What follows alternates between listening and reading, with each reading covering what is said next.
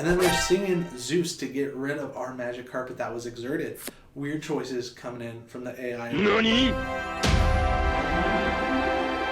Today we got a real treat going on. We're playing the ultimate mono amethyst vanilla deck. All of these cards are vanilla cards. What does that mean? It means that they ain't got no abilities. Every card in this deck we're playing 4 copies of, and every card in this deck has no abilities. That's right. Sven, no ability. He has a little bit of flavor text. He's a 5/7 stat line.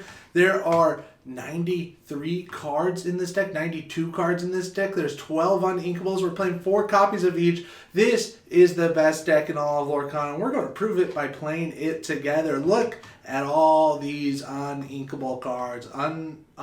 Look at all these unability cards. They got lots of lore. That's what they got going for them. Lots of Maleficents don't have abilities. What other common card do we see? Sadly, the Pooh doesn't have an ability, but the Pooh is one of the coolest arts that there is, the 5/5 stat line. I'm excited to play this deck. I'm excited to see if we can win. We're playing all characters and all amethyst. This is what we got going on today. We're going to go to menu, export, ink table, play on ink table. Things that we learn in this video: turn sideways to win. Number 2, you can't win if you don't quest, so get to questing. And number 3, what's more aggro than vanilla?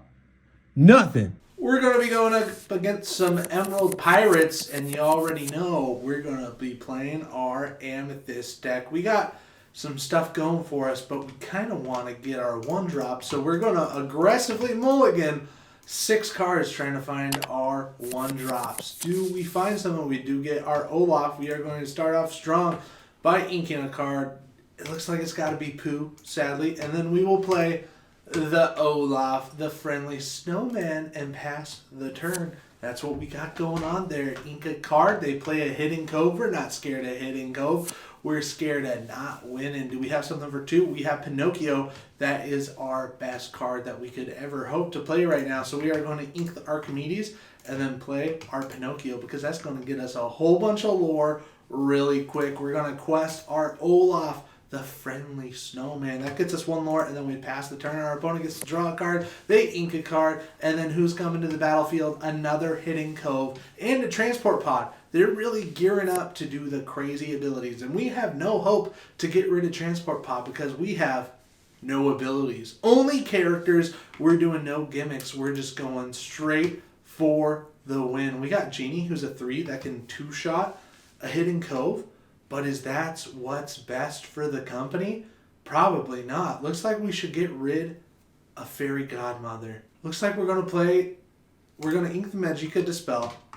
We will play the Genie. We'll get him on board so he can start taking out these locations. And then next turn we'll be able to play Pico de Gallo and Maleficent. So we are going to quest our 2 bros right here. Questing for a whole bunch. We're up at 5 lore. Don't mind if I do. That's already a quarter of the game in our favor. There is the first pirate, the John Silver, who has resist 2 now. We are going to ink our Yzma, and then we get to play 2 cards this turn. We're going to play Fairy Godmother, and we are also playing the Pico de Gallo. We are going to challenge the Genie into one of these locations. It's going to do a 4 damage to the location that we choose. And then Olaf is also going to challenge into here, because then Olaf can take out this, and then these 2 can take out the other one. But our Pinocchio's value is definitely in questing, not the challenge. He quests for 3 big ones, so that's what we're doing. All the way up to 8 lore. We're running away with it. They get a transport pod trigger to move the John Silver to Hidden Cove. They play down another location, the Perilous Maze, and they're just questing. They got 3 lore with the John Silver. What are they doing? Sadly, we can't play our Fairy Godmother, but we can play our Maleficent. Should we quest or should we take out some locations? We have 1, 2, 3, 4, 5, 6, 7, 8 that we could get this turn to go to 16 and kind of guarantee us the win. We should just quest this turn, but we're not gonna. We're gonna quest with Pinocchio to guarantee that, and then we will challenge with our Genie into the location, and then we will challenge our Snowman into this location to get rid of it. Goodbye, location. And then we need to quest with the Maleficent because she gets 2 lore, and that's a good deal. And then we will get to challenge with our Pico de Gallo into the Hidden Cove, getting rid of all their locations. We're good to go. And then we pass the turn. I think we're set to win next turn. They have a pending trigger for the transport pod. They put down another Nottingham, and then they quest. That's all they got going on. I think we just won the jackpot. We will play our Pinocchio. We will quest Olaf. That's 14 lore. Or questing our Pinocchio at 17. They never had a shot. Questing the genie to put us up to 18. And then our final quest is going to be with the Maleficent Vengeful Sorcerer. She quests for 2. And look at that. We had 3 lore to spare. That's what's good. We're going to load some new decks and see if we can do it again. We're going to play our ultimate mono Amethyst vanilla deck going first. And we're going to play against something else. Probably this. Purple Steel Floodborn Aggro is what we're going against. And then we'll have them start to see if it was just a fluke, which it probably was, because we're going up against a Pirates deck with locations. Which cards to mulligan? We have our 1-drop. I think we're good with this ink curve right here. We're going to let them go first. They play down Chernobog's Followers. Kind of scared of it. The Elsa's a 4/4. Pretty good. We need to get rid of Chip right away. Don't want to see Chip here. And then we will play our Maleficent. This one is biding her time. And then we pass the turn. We're good. And then if they don't draw a card, yeah, that's a good deal. Now this thing is free to quest for 2. We get a Magic Carpet. I think Magic Carpets are going to be the stars of the show. This is only a 2 cost. This can one-shot the Smee. We like the sound of that. We are going to ink the Wardrobe, never to see play, and then we will play our Pico de Gallo, and then we get to quest Maleficent. She quests for 2 big ones, and then we pass the turn. That's what we got going on. We're winning the lore race up 2-1. They play a Pete, so we can't play any actions next turn, but guess what, Buckaroo? We ain't got no actions. There, Mr. Smee takes some damage. Do we take it out with Pico de Gallo like we planned, or do we wait for Pico de Gallo to take out Pete? We need to ink a card and then think about other choices. We're going to ink a card and then play our Magic Carpet. Magic Carpet will guarantee us a 3 lore.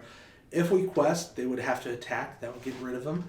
But if they quest the Smee, if they don't put out the thing, I think we're good. I think we'll throw this into there, and then Smee will just do it to himself. So we're not going to quest. We are going to pass. We're going to let them get 2 lore, but we're going to be okay. They're singing Friends on the Other Side with Pete, drawing some cards. They still have 3 ink to play with. They ink a card. They have 4 ink to play with. They're questing with the Smee. Exactly what we wanted to see. Play a genie to draw a card. And then their Smee's gone. Pico de Gallo is going to be able to take out the Pete, so that's what we're going to do. It has 3 strength, takes out the Pete. We are going to ink our Elsa here so we can get up to these bigger strength characters, and then we get to play another Magic Broom, because Magic Broom is going to let us quest for 3 each time. That might be the win con right here, playing 3 Magic Brooms, because Genie has to attack it twice to get rid of them. They play Merlin Rabbit, that's going to let them draw a card. They're inking. They still have 1 to play. It's Fire the Cannons. That's going to be able to get rid of our Magic Broom this turn, because they challenge into it with the Genie. They take 1 damage back. That's not a whole lot, but it's what we got going on. We are not going to ink a card this turn because we kind of like our 5-cost cards. We are going to stay the course and play a Magic Broom, and we also get to play the Maleficent, and then we get to quest for 3 big ones right there. Should we ink? Not a chance. Should we ink? Not a chance. Should we ink Monstro? No. We shouldn't ink Monstro? No. We'll pass. We got 8 lore. We can get a whole bunch more lore next turn. We can go to 13 next turn. They're questing for 2. They're leaving our Magic Carpet alone. They play down a goat. That gets them a lore. And then they're singing Zeus to get rid of our Magic Carpet that was exerted. Weird choices coming in from the AI. We get the Walrus. So we are going to ink the Walrus to play the Pooh. The Pooh can quest for 2 and has a huge body. The 5/5 stat line. We're questing with our Magic Carpet. That gets us the 3 that we talked about. And we're questing with our Maleficent. That gets us the other 2. All the way up to 13. We're sitting pretty. The only bad thing is that this Monstro only quests for 1. But maybe Monstro is useful to take out some other cards. They are going to do some damage to our Broom with their Goat. The Goat does 4 damage. It takes out our Broom in 1 foul sweep. It takes out our Carpet. Their Rabbit's going to take out our Maleficent. And at this point, they have a lot more board presence than us. We are going to play our Monstro. We're not going to ink this because we want to play multiple cards every turn. And then we are questing our Pooh Bear. Pooh Bear gets us 2 more lore, and then we pass the turn. We're good to go. If they want to take out the Pooh Bear, they're going to have to put 2 characters into it. They throw their goat into it, and they gain lore, and then they're going to use their rabbit into the Pooh Bear, and then they get to draw a card. When the rabbit leaves play, they put down a Robbity Bobbity. That's kind of bad news because Robbity Bobbity can gain 2 lore in the challenge, and they'll be able to take out Monstro, but Monstro won't be able to trade either. It's a bad deal. They got a little bit more aggro, a little bit more presence on board. We are going to get to play our Olaf and play our Maleficent. We are going to quest for one big one that puts us to 16, 17, 18, 19. We're just 1 short from getting the W, but that's okay. Do they have game on board? They had 13, 14, 15, 16, 17, 18, 19, 20, 21. They do have the game on board, but they're going to decide to challenge into the Monstro. That'll give them a lore when the goat leaves, and then the Robbity Bobbity will take out the Monstro and gain 2 lore.